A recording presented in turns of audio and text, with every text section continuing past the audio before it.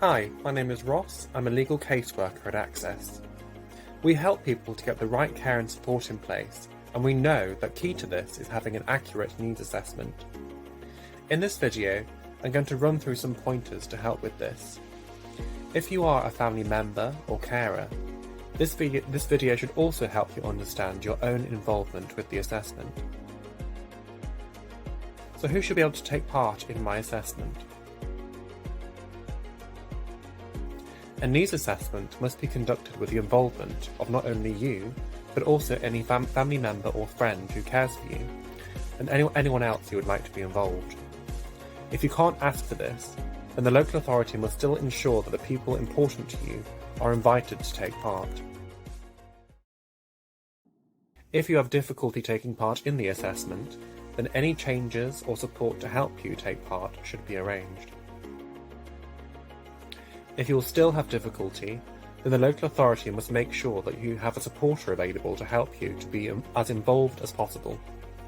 This should be arranged as soon as possible after your first contact with the local authority, so that you can get any help needed to understand what will happen for your assessment and to prepare for it. Your supporter could be a family member or friend if you're happy with this, but otherwise will be an advocate from an independent advocacy organisation who will need to have an appropriate understanding of your communication needs to be able to support you effectively. You may need to arrange to meet with your supporter a few times before your first assessment meeting to make sure they have a good understanding of what your needs are and how they can best support you with the assessment. You may also want your supporter to review some of your care records and speak with the people involved in your care if you'll need help to discuss the things you need or would like support with. So let's talk about the assessor. The person who conducts your assessment must have the right skills, knowledge and training to be able to effectively assess your needs and how these impact on you. If you have any concerns about this being the case, you can let the local authority know when you request the assessment. For example, if you have a rare condition that is often not well understood, or a condition that can require specialist knowledge to be able to assess effectively, such as autism. The law requires that for a person who is deaf-blind, the assessor must have a certain level of training and expertise in this disability, and we have a video available which looks in more detail at the specialist assessments required. You may wish to check in advance that the person assessing you will have the necessary expertise. If, during an assessment, it appears to the assessor that the person they are assessing has both a hearing and a sight impairment, no matter how small each impairment may appear, the assessor must consider whether in combination the impairments mean that the person is experiencing difficulties with communication, access to information, and mobility. If so, then a specialist assessment with a suitably qualified assessor must be arranged. So how should the assessment be done? The assessment should be done in whatever way is most appropriate for you. Most often it is completed through a face-to-face meeting with your assessor, but if you prefer, it could be through an online or telephone meeting. If you wanted to take the lead, you could have a supported self-assessment where you work through the questions to assess yourself, with any help you need to do this. And if you're deaf-blind, you must still have a specialist assessor involved to provide support to you with your self-assessment and help ensure all of your needs are recorded. You can ask for a joint assessment with your carer or with your child if they also have needs, so that these can be looked at alongside your own. It should also be considered who needs to be involved in your assessment. For example, you may need an occupational therapist to undertake a specialist assessment to check what support you might need to do a particular activity you would like to do. Before the assessment takes place, it should be assessed whether you will have any difficulties in considering and answering the assessment questions if they are asked in the usual way. Any changes that are needed to make it easier for you to take part must be looked at, including whether a specialist interpreter could help you communicate and whether you might need more than one assessment meeting. Where reasonable, these changes must be made for you. So how do I prepare for the assessment? Before an assessment takes place, wherever possible, information should be provided about how the assessment will be completed with you. This should include the questions that will be asked so that you can think about these in advance. The information should be given in the format that is most easily understood by you. We have put together a useful information pack on the things to think about in preparing for assessments, including some top tips you might want to follow. You can find this on our chatbot. Let's move on to the actual assessment itself. The aim of the assessment is to find out all of the things that you need help with, as well as looking at whether support is needed with your day-to-day routines, like getting dressed and moving around your home safely. It must also consider any support needed for the other things that are important in your life, or that you would like to be able to start to do. For example, the assessment must look at any difficulties you may have in being able to take part in activities, including work, education, or volunteering. It should also look at any difficulties you may have in other areas, such as fulfilling any caring responsibilities you have for a child, in looking after and maintaining your home, keeping up with friends and family, and being able to make new friends.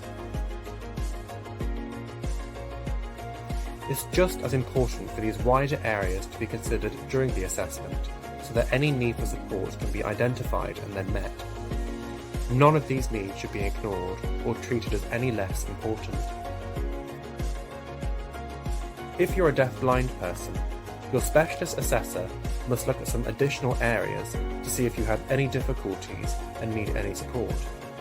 These areas are communication, one-to-one human contact, social interaction and emotional well-being, support with mobility, assistive technology, and rehabilitation. The assessment must identify anything for which family and friends are already providing support, and must look at your needs over a long enough period so that they can be properly understood. So if you have times where you can need more support, this must be included in your assessment. It's important that the assessment allows a full understanding of your needs, so as well as talking with you and others involved in your care, any available medical evidence relating to any of the things you have difficulty with should also be considered. Once the things you need help with have been identified, your assessor will need to ask you about how your well-being would be affected if you weren't able to get the support you need, and consider with you what sort of care and support could help you to maintain or improve your well-being.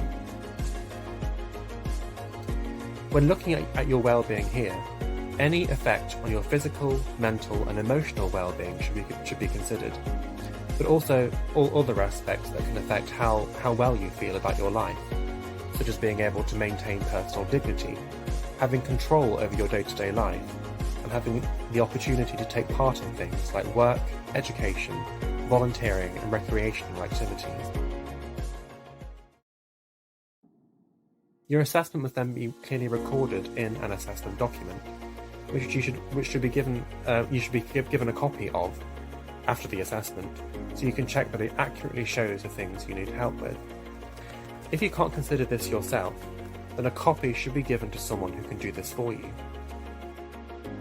We have some videos available for you to watch that look in more detail at how the areas known as outcomes should be considered during your assessment, and how the information from your assessment should be used to decide whether you need any care or support to be provided. We also have a video about the specialist assessment that needs to be undertaken for people who are deaf-blind. If it is identified that you have a need for care and support to be provided, then the next step is to plan what support you would like to receive. We have a video about making your care plan to help with this, and we also have a video which looks more specifically at care planning for people who are deaf-blind, and how this must be supported by either the specialist assessor or someone with similar expertise. So, in summary, your assessment needs to be conducted in the way that best supports you to take part and allows a proper understanding of your needs, how they impact you, and what is important for you in your life. Those important to you should be able to take part in your assessment if you would like them to, and where you can't ask for this for yourself, the local authority should invite them. Any reasonable changes or support that can help you to take part in the assessment should be arranged, and if you will still have difficulty taking part, you should have either a family member, friend, or an independent advocate available to support you to prepare for and take part in your assessment. You should be told the questions you will be asked in your assessment in advance to help you prepare.